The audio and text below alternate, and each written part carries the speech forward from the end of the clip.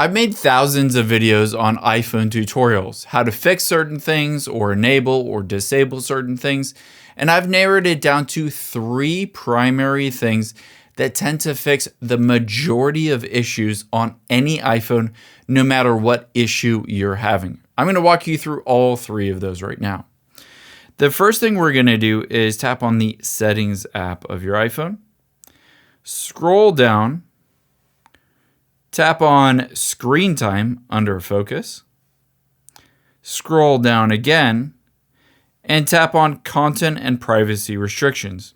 If certain items are grayed out, or you can't access things, or you can't do certain things, a lot of times screen time is the issue.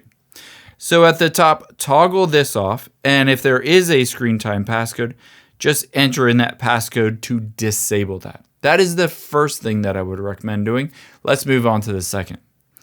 Tap the back arrow at the top left, tap the back arrow again, scroll up, tap on General midway down, tap on Software Update. Update your phone's iOS to the latest version. This oftentimes bakes in bug glitch fixes, some kind of malware or virus protection, all of that stuff. Essentially, by updating to the latest version, you'll a lot of times fix issues that you're having with your iPhone. And while you're at it, you probably want to head into the App Store, tap on your profile at the top right, and then tap on App Updates and update all of the apps on your iPhone as well. So we've gone through disabling screen time, updating your phone, and now let's go through a force restart on your iPhone. Again, this fixes tons of bugs and glitches and is completely safe to do on any phone. It doesn't delete anything or harm anything.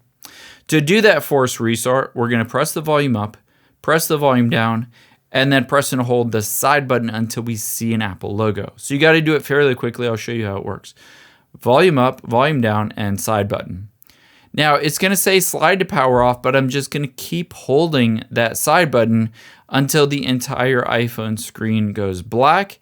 And then I'm going to keep holding until I see an Apple logo appear. When that Apple logo appears, I can release my fingers, and now I've done a force restart on the iPhone, and the combination of all of those 3 fixes the majority of every issue that I have seen on the iPhone. I hope this helps. If you enjoyed this video, check out the video over to my right. I think you'll really like that one too. And thanks for watching.